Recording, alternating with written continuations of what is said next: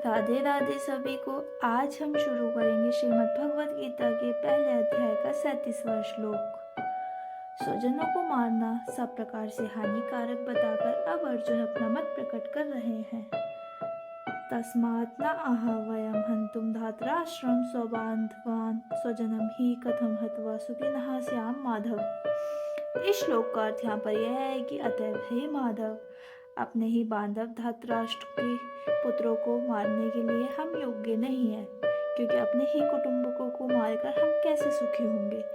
इस श्लोक का भाव यह है कि अर्जुन कह रहे हैं कि मेरी जैसी स्थिति हो रही है और युद्ध न करने के पक्ष में मैंने अब तक जो कुछ कहा है तथा मेरे विचार में जो बातें आ रही हैं, उन सब से यही निश्चित होता है कि दुर्योधन आदि बंधुओं को मारना हमारे लिए सर्वथा अनुचित है। कुटुंबकों को मारकर हमें इस लोक या परलोक में किसी तरह का कोई सुख मिले, ऐसी जरा भी संभावना नहीं है। अतः मैं युद्ध नहीं करना चाहता। यहाँ यह प्रश्न होता है कि कुटुंब नाश से होने वाला दोष तो दोनों के लिए समान ही है, फिर यदि इस दोष पर विचार करके दुर्योधन आदि युद्ध से नहीं हटते, तब तुम इतना विचार क्यों करते हो। अर्जुन 2 श्लोकों में इस प्रश्न का उत्तर देते हैं। यद्यपि एते न पश्यन्ति लोभोपहत चेतसः कुलस्य कृतं दोषं मित्रद्रोहे च पातकं कथं न ज्ञेयम् अस्माभिः पापात् अस्मात् निर्वितुं कुलस्य कृतं दोषं प्रपश्यति जनार्दनम्। 37वें और 38वें। यहाँ पर 38वें और 39वें श्लोक का अर्थ यहाँ पर यह है कि यद्यपि लोभ से भ्रष्टचित हुए ये लोग कुल के नाश से उत्पन्न दोषों को और मित्रों से विरोध करने में पापों को नहीं देखते, तो भी हे जनार्दन, कुल के नाश से उत्पन्न दोषों को जानने वाले हम लोगों को इस पाप से हटने के लिए क्यों नहीं विचार करना चाहिए। इन श्लोकों का भाव यह है कि अर्जुन का कथन यहाँ पर यह है कि अवश्य ही दुर्योधन आदि ये कार्य अत्यंत ही अनुचित है, परंतु उनके लिए ऐसा करना कोई बड़ी बात नहीं है, क्योंकि लोभ ने उनके अंतःकरण के विवेक को नष्ट भ्रष्ट कर दिया है। इसलिए ना तो वे ये देख पाते हैं कि कुल के नाश से कैसे कैसे अनर्थ और दुष्परिणाम होते हैं, और ना ही उन्हें ये सूझ रहा है कि दोनों सेनाओं में एकत्रित बंधुओं बांधवों और मित्रों का परस्पर वैर करके एक दूसरे को मारना कितना भयंकर पाप है। पर हम लोग जो उनकी भांति लोभ से अंधे नहीं हो रहे हैं और कुल के नाश को होने वाले दोषों को भली भांति जानते हैं, जानबूझकर घोर पाप में क्यों प्रवृत्त हो। हम तो विचार करके इससे हट ही जाना चाहिए। कुल के नाश से कौन कौन से दोष उत्पन्न होते हैं, इस पर अर्जुन कहते हैं। 40वां श्लोक। कुल प्रणश्यन्ति कुल धर्म सनातना धर्म नष्टे कुलम कृत्स्नम अधर्म अभिभवति उत। इस श्लोक का अर्थ यहाँ पर यह है कि कुल के नाश से सनातन कुल धर्म नष्ट हो जाता है। धर्म के नाश हो जाने पर संपूर्ण कुल में पाप भी बहुत फैल जाता है। सनातन कुल धर्म को कहते हैं, किन धर्मों को कहते हैं, और कुल के नाश से धर्मों का नाश हो जाता है। अपने अपने कुल में परंपरा से चली आई हुई जो शुभ और श्रेष्ठ मर्यादा है, जिनके सदाचार सुरक्षित रहता है, कुल के स्त्री पुरुषों में अधर्म का प्रवेश नहीं हो सकता, उन शुभ और श्रेष्ठ कुल मर्यादाओं को सनातन कुल धर्म कहते हैं। कुल के नाश से जब इन कुल धर्मों को जानने वाले और उनका बनाए रखने वाले बड़े बूढ़े लोगों का अभाव हो जाता है, तब शेष बचे हुए बालकों और स्त्रियों में धर्म स्वाभाविक ही नहीं रह सकता। धर्म का नाश हो जाने पर कुल में पाप भी बहुत फैल जाता है। 5 तो ऐसे हैं जिनके कारण मनुष्य अधर्म से बचता है और धर्म को सुरक्षित रखने में समर्थ होता है। ईश्वर का भय, शास्त्र का शासन, कुल मर्यादाओं को टूटने का डर, राज्य का कानून और शारीरिक तथा आर्थिक अनिष्ट की आशंका। इनमें ईश्वर और शास्त्र सर्वथा सत्य होने पर भी वे श्रद्धा को निर्भर करते हैं। प्रत्येक क्षेत्र में ये राज्य के कानून प्रजा के लिए प्रधानतः होते हैं। जिनके हाथों में अधिकार होता है वे उन्हें प्राय नहीं मानते। शारीरिक तथा आर्थिक अनिष्ट की आशंका अधिकतर व्यक्तिगत रूप में हुआ करती है। ऐसी कुल मर्यादा ऐसी वस्तु है जिनके संबंध में सारे कुटुंब साथ रहता है। जिसके समाज या कुल में परंपरा चली आई हुई शुभ और श्रेष्ठ मर्यादाएं नष्ट हो जाती हैं, वह समाज या कुल बिना लगाम के मतवालों घोड़ों के समान इच्छावरी चरी हो जाता है। इच्छाचर किसी भी नियम को सहन नहीं कर सकता, वह मनुष्य को सर्वथा उत्कृष्ट बना देता है। जिस समाज के मनुष्य इस प्रकार की उद्गंडता करते हैं, उस समाज या कुल में स्वाभाविक ही सर्वत्र पाप छा जाता है। कुल में पाप फैल जाता है। यहाँ पर हमारा 40वां श्लोक भी समाप्त होता है। उसे बताते हैं 41वां श्लोक। अधर्माभिभवात् कृष्ण प्रद्युषन्ति कुल स्त्रियः स्त्रीषु दृष्टासु वार्ष्ण्य जायते वर्णशंकर। इस श्लोक का अर्थ यहाँ पर यह है कि हे कृष्ण, पाप के अधिक बढ़ जाने से कुल की स्त्रियां अत्यंत दूषित हो जाती हैं और हे वार्ष्य, स्त्रियों के दूषित हो जाने पर वर्ण संकर उत्पन्न होता है। इस श्लोक का भाव यह है कि कुल धर्म के नाश हो जाने से अब कुल की स्त्री पुरुष उच्छृंखल हो जाते हैं, तब उनकी प्राय सभी क्रिया अब अधर्मयुक्त होने लगती है। इससे पाप अत्यंत बढ़कर सारे समाज में फैल जाता है। सर्वत्र पाप छा जाने से समाज के स्त्री पुरुषों की दृष्टि में किसी भी मर्यादा का कुछ भी मूल्य नहीं रह जाता और उनका पालन करना तो दूर रहा, वे उनको जानने की भी चेष्टा नहीं करते और कोई उन्हें बतलाता है तो उसकी दिल लगी उड़ाते हैं या उससे द्वेष करते हैं। ऐसी अवस्था में पवित्र सती धर्म का, जो समाज धर्म की रक्षा का आधार है, अभाव हो जाता है। सतीत्व का महत्व खोकर पवित्र कुल की स्त्रियां घृणित व्यभिचार दोष से दूषित हो जाती हैं। उनका विभिन्न वर्णों के परपुरुषों के साथ संयोग होता है। माता और पिता के भिन्न भिन्न वर्णों के होने से जो संतान उत्पन्न होती है वह वर्णशंकर होती है। इस प्रकार सहज की कुल की परंपरागत पवित्रता बिल्कुल नष्ट हो जाती है। वर्णशंकर संतान के उत्पन्न होने से क्या क्या हानियां होती हैं, अर्जुन अब उन्हें बताते हैं। 42वां श्लोक। शंकर नरकाय एवं कुलघ्नानं कुलस्य च पतन्ति पितरः हि येषां लुप्तपिंडोदक क्रिया। इस श्लोक का अर्थ यहाँ पर यह है कि वर्णशंकर कुल घातियों को और कुल को नरक में ले जाने के लिए ही होता है। लुप्त हुई पिंड और जल की क्रिया वाले अर्थात श्राद्ध और तर्पण से वंचित इनके पितृलोक भी अधोगति को प्राप्त होते हैं। इस श्लोक का भाव यहाँ पर यह है कि कुलघाती को कहा गया है और इस श्लोक में कुलस्य पद के अवयव का प्रयोग करके क्या सूचित किया है। कुलघाती उनको कहा गया है जो युद्ध आदि में अपने कुल का संहार करते हैं और कुलस्य पद के अवयव का प्रयोग करके यह सूचित किया गया है कि वर्णशंकर संतान केवल उन कुलघातियों को ही नरक पहुंचाने में कारण नहीं बनती, वह उनके समस्त कुल को भी नरक में ले जाने वाली होती है।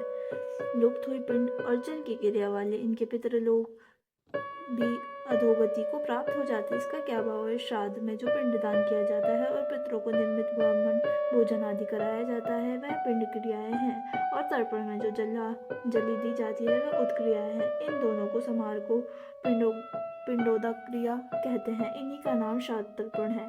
शास्त्र और कुल मर्यादा को जानने मानने वाले लोग श्राद्ध तर्पण किया करते हैं, परंतु कुलघातियों को कुल में धर्म के नष्ट हो जाने से जो वर्णशंकर उत्पन्न होते हैं वह अधर्म से उत्पन्न और अधर्माभिभूत होने से प्रथम जो श्राद्ध तर्पण आदि क्रियाओं को जानते ही नहीं, कोई बतलाता भी है तो श्राद्ध न रहने से करते नहीं, और यदि कोई करते भी हैं तो शास्त्र विधि के अनुसार उनका अधिकार न होने से वह पितरों को नहीं मिलती। इस प्रकार जब पितरों को संतान के द्वारा पिंड और जल नहीं मिलता तब उनका पतन हो जाता है। वर्णशंकराकार दोषों से क्या हानि होती है, अब उन्हें बताते हैं। 43वां श्लोक। दोषे एते कुलघ्नानं वर्णशंकराकार के उत्साहघन्ते जति धर्मा कुल धर्मा च शाश्वता। इस वर्णशंकराकार दोषों से कुलघातियों के संतान, कुल धर्म और जाति धर्म नष्ट हो जाते हैं। इन वर्णशंकराकार से दोषों में किन किन दोषों की बात हो रही है। उपरोक्त पदों से इन दोषों की बात कही गई है जो वर्णशंकराकार की उत्पत्ति कारण है। वे दोष है कुल का नाश, कुल के नाश से कुल धर्म का नाश, पापों की वृद्धि से कुल स्त्रियों द्वारा व्यभिचार आदि दोषों से दूषित होना। इन्हीं चार दोषों से वर्णशंकर की उत्पत्ति होती है। सनातन कुल धर्म और जाति धर्म में क्या अंतर है, दोषों से इनका नाश कैसे होता है। वंश परंपरागत सदाचारी मर्यादाओं का नाम सनातन कुल धर्म है। 40वें श्लोक में इनके साथ सनातना विशेषण दिया गया है। यहाँ इनके साथ शाश्वता विशेषण का प्रयोग किया गया है। वे शास्त्रों को वर्ण धर्म का नाम जाति धर्म है।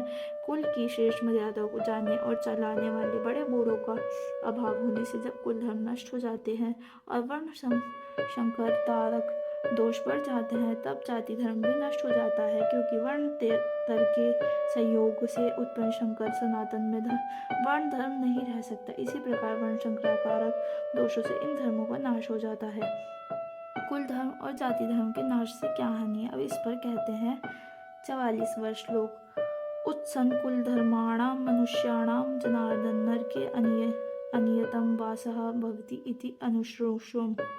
हे जनार्दन, इस श्लोक का अर्थ है यहाँ पर हे जनार्दन, जिनका कुल धर्म नष्ट हो जाता है ऐसे मनुष्यों का अनिश्चित काल तक नरक में वास होता है, ऐसे हम सुनते आए हैं। इस श्लोक का भाव यह है कि यहाँ अर्जुन कहते हैं कि जिनके कुल धर्म और जाति धर्म नष्ट हो जाते हैं, उन सर्वथा अधर्म में फंसे हुए लोगों को पापों के फलस्वरूप दीर्घकाल तक कुंभिपाक और रौरव आदि नरकों में गिरकर भांति भांति की भीषण यातनाएं सहनी पड़ती हैं। ऐसा हम लोग परंपरा से सुनते आए हैं। अतः कुल नाश की चेष्टा कभी नहीं करनी चाहिए। इस प्रकार सुजनवध से होने वाले महान अनर्थ का वर्णन करके अब अर्जुन युद्ध के उद्योग रूप अपने कृत्य पर शोक प्रकट करते हैं। 45वां श्लोक। अहो बत महत् पापम कर्तुं व्यवसिता वयं यत् राज्य सुख लोभेन हन्तुं स्वजनम उद्धता। इस श्लोक का अर्थ यहाँ पर यह है कि हाँ शोक, हम लोग बुद्धिमान होकर भी महान पाप करने को तैयार हो गए, जो राज्य और सुख के लोभ से स्वजनों को मारने के लिए उद्यत हो गए। हम लोग महान पाप करने को तैयार हो गए। इस वाक्य को प्रयोग करने का क्या अभिप्राय है? इन दोनों को प्रयोग करके उपयुक्त वाक्य का अर्जुन का यह भाव दिखाते हैं कि हम लोग जो धर्मात्मा और बुद्धिमान माने जाते हैं और जिनके लिए ऐसे पाप कर्म प्रवृत्त होना किसी प्रकार भी उचित नहीं हो सकता, वे भी ऐसे महान पाप का निश्चय कर चुके हैं। यह अत्यंत ही आश्चर्य और शोक की बात है। जो राज्य और सुख के लोभ से स्वजन को मारने के लिए उद्यत हो गए हैं, इस कथन का क्या भाव? इससे अर्जुन ये भाव दिखाते हैं कि हम लोगों को राज्य और सुख के लोभ से इस प्रकार तैयार हो जाना बड़ी भारी गलती है। इस प्रकार पश्चाताप करने के बाद अब अर्जुन अपना निर्णय सुनाते हैं। 46वां श्लोक। यदि माम अप्रतीकारम अशस्त्रम शस्त्रप्राण्यः धातराष्ट्रारणे हन्युः तन्मे क्षेत्रम भवेत्। इस श्लोक का अर्थ यहाँ पर यह है कि यदि मुझ शस्त्र रहित एवं सामना न करने वाले को शस्त्र हाथ में लिए हुए धातराष्ट्र के पुत्र रण में मार डाले तो वह मारना भी मेरे लिए अधिक कल्याणकार होगा।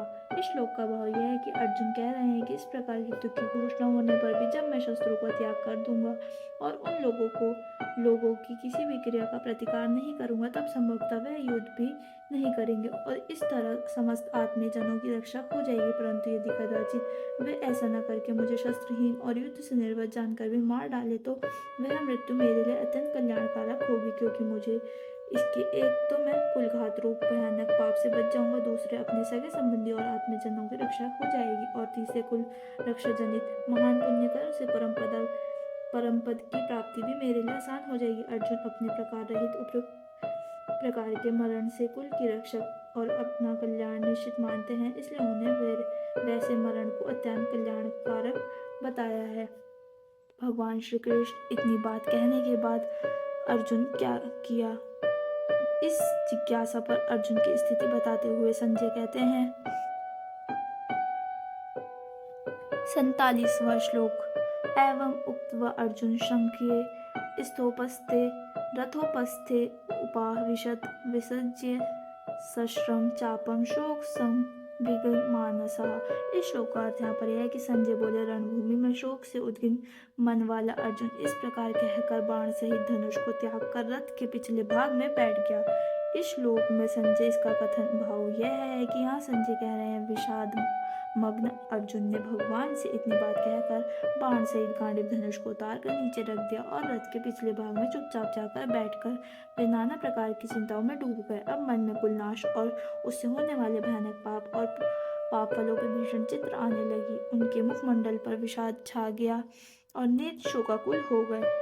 ओम तत्सिदति। श्रीमद् भगवद गीता उपनिषत्सु ब्रह्म विद्याम योग शास्त्रे श्री कृष्णार्जुन संवादे जुन विषाद योगो नाम प्रथम अध्याय समाप्तम। इसी प्रकार से यहाँ पर हमारे 47 श्लोक समाप्त होते हैं। यहाँ पर हमारा पहला अध्याय समाप्त होता है। राधे राधे।